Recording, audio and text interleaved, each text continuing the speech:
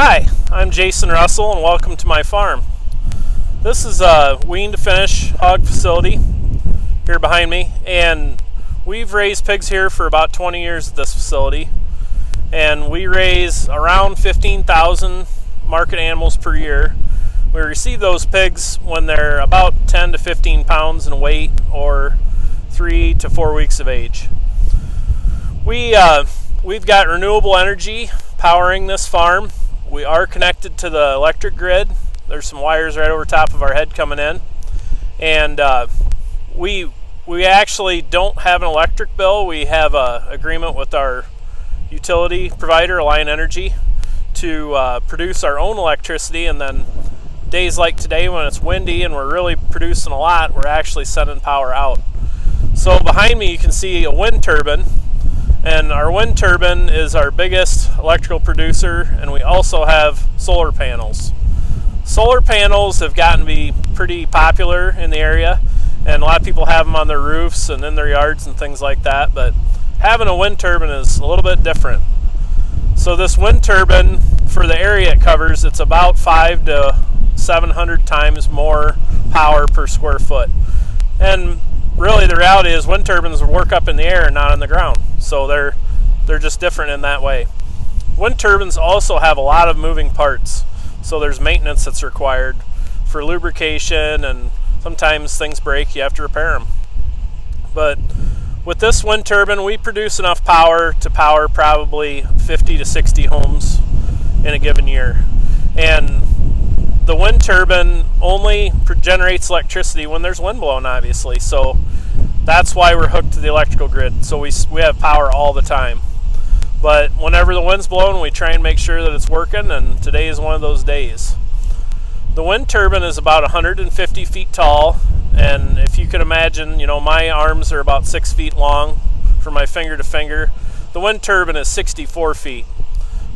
That's a lot bigger than I am. So this wind turbine has been running here on this farm for 12 years, and it's only had one major overhaul, and that was in 2019. So it's been a really good unit for us. And if you look around the area, you can see a long ways. There's really nothing to stop the wind, so a wind turbine is a great thing to have. If you've got a lot of trees in the area or you're down in a valley, a wind turbine might not be what you really want. So you've got to take that into consideration. There's got to be a few more smaller turbines that are more suitable for homeowners or small farms, and those have gained a lot of popularity because our government has got incentives to help pay for those.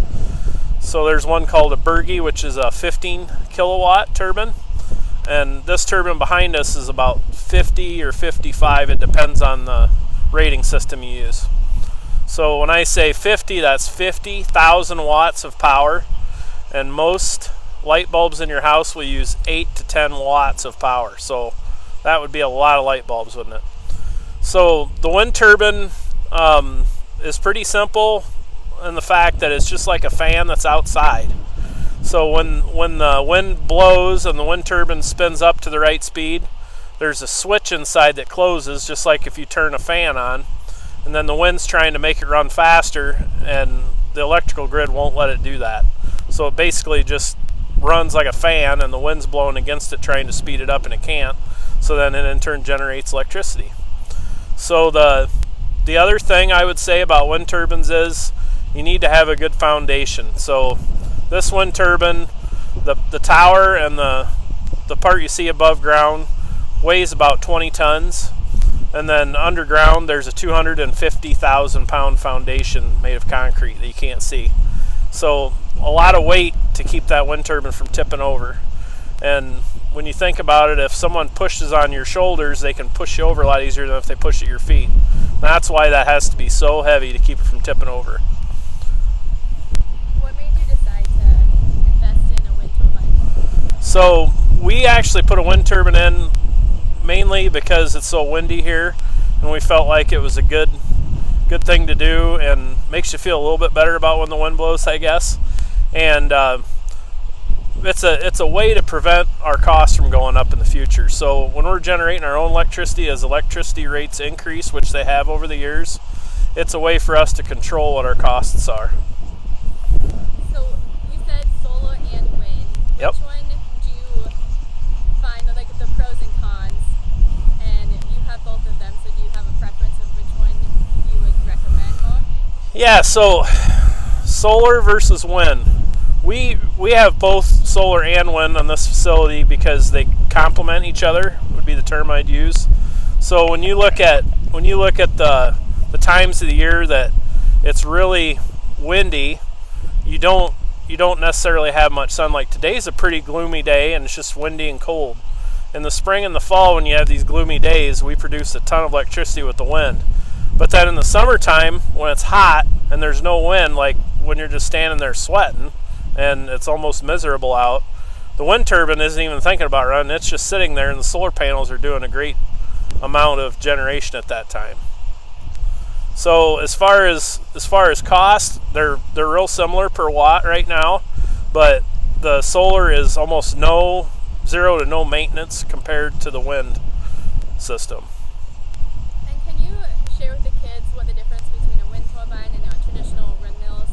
Yep, so windmill versus wind turbine. So a wind turbine is something that produces electricity, and a windmill is something that's used to do mechanical work like grind, feed, or pump water. So a lot of the old metal windmills you'll see, they were actually pumping water out of their wells with them. And then way before that, they used them to spin a stone grist mill to grind grains.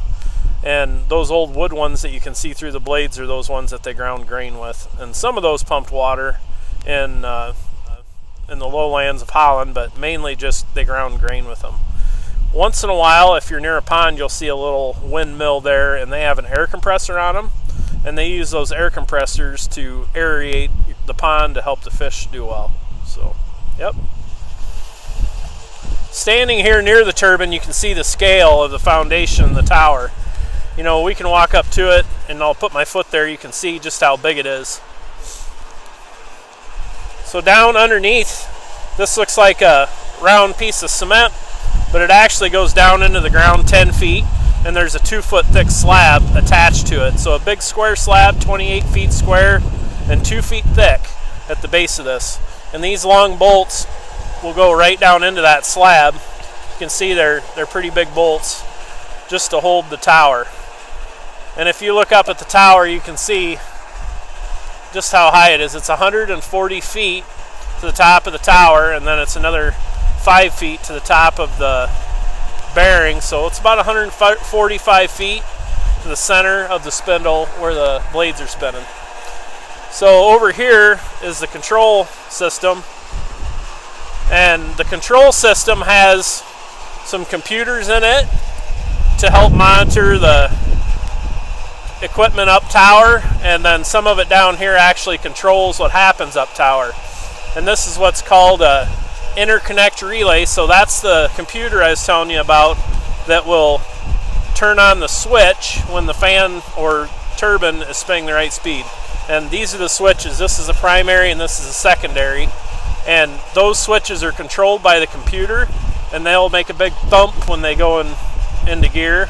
And then this is what they call a soft start box. The soft start box helps to keep the lights from flickering in the neighbors' houses when the system goes online. The rest of this is mainly just communications equipment for us to get the information that the turbine is producing back to the tower. And if you look up on the tower, there's a white box up there, and that's just an Ethernet bridge. So we have internet access at the tower, so we can see it from our internet computers and phones and things like that to monitor and control the turbine. So I can tell if the turbine's not running anywhere in the world as long as I have internet access, and then I can figure out what's wrong and maybe get it going again. So you said to make sure their neighbors and stuff have power. Do they get to opt in or choose, or do you share? Like, how do you share that? So the way it works is the neighbors that are on the same power lines we are, they just buy power from the power company just like anybody else would. And whether or not we're putting power on the grid, we really don't want to affect how things are for them. That's the idea, all this complicated equipment. We don't want to have a negative effect on any of our neighbors. But no, as far as them using renewable power, they could be using renewable power today, but they just wouldn't even know. Okay. Yeah, yeah.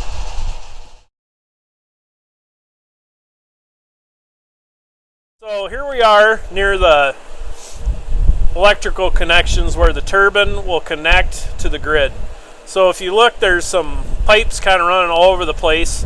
This small pipe over here actually goes back to the wind turbine through an underground cable. So that wire coming from the turbine is 600 volts, so it's pretty high voltage. And the reason we do that is when you run a higher voltage, you can use a smaller cable and save money on the cable, but it still conducts the power real well. So the power coming from the turbine is not compatible with what we use in the building or the grid. So if you follow that pipe over, it's the one on the bottom. It goes clear over here to this gray cube, and that is called a transformer. So the transformer makes the power from the turbine compatible with what we use here in the building. And then you'll see a box that says wind turbine disconnect, and that's a big 400 amp switch, and then the power comes out of it and then goes over into our cabinet for our utilities. So when you look at that cabinet, it has a monitor in it to monitor how much power is going in and out of our facility, and it's connected to this meter, and you can see it says Lion Energy on it. So when you're looking at the meter, you see two lines, top and bottom. So the one on the top is power going out because it's pointed to the left, and the one on the bottom is power coming in. So we're actually sending a lot of power out today, and it's not coming in. So Alliant can read this meter through the internet, and they'll send us a bill or give us credit depending on what's happened. So usually we don't see any kind of a bill until maybe September, October, and this year we really didn't even have that. So our bills were very small, and it really saves us about $50,000 per year, the turbine does. So it's a real thing. Wind power is effective, and it does its thing. It's not for everyone or every situation, but in this situation it works. If you also look here, there's a lighter colored box, and that says photovoltaic. So you follow the pipe up, and it goes over and around behind the barn, and we've got a solar array back there too. So we're actually using solar and wind to power our facility. Today there's no sun really, so we aren't producing any power with the solar, but we're producing power with wind, so we're still exporting power from our facility. And then when we are using power here, like today the fans are running, our well is pumping water, we've got lights on, and then we have feed augers that have motors to carry the feed into the pigs. So you've got a lot of use here, and we're generating a lot, and it ends up being about even every year. That's kind of what we were hoping for too.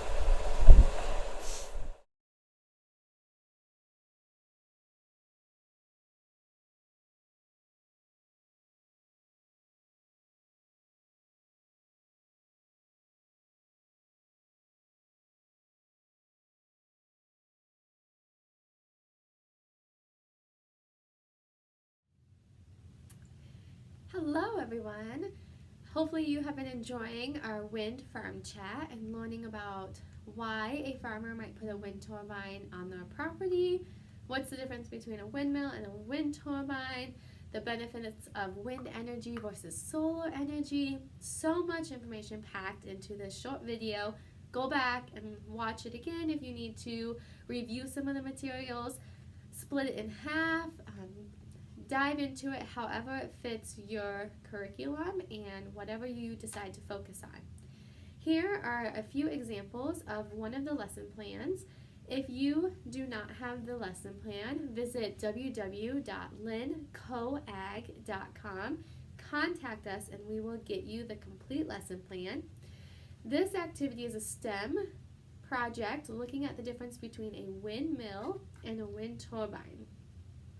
This is a great activity to do with your class. Split them up into groups, have them choose which one they want to focus on, and then have a friendly competition. The windmill is going to be lifting up a cup of pennies, and the wind turbine is looking at speed of how fast the blades can go around. So a wind turbine is using the wind as energy to convert it into electricity. We are using the speed of the wind here. The wind turbine or the windmill is using the wind for power, mechanical power.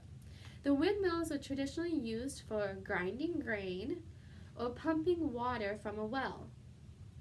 In this case, we're using the windmill to lift a cup of pennies by having the cup spin on the string to wind it around the pencil. So even though windmills and wind turbines look very similar, they have different purposes. They both are using the wind, but if you think about the way we're using the wind, it's kind of cool to think about how we can use the wind for different purposes to help us to complete a task. With the wind turbine, we want to look at the difference in the shapes of blades. The wind turbine is going to be similar to an airplane blade. The windmill is going to be a larger surface area that is curved to capture the wind to help push it. So look at the blades of the pictures in this video and compare them. Compare and contrast the differences of the uniqueness of the windmill and the wind turbine.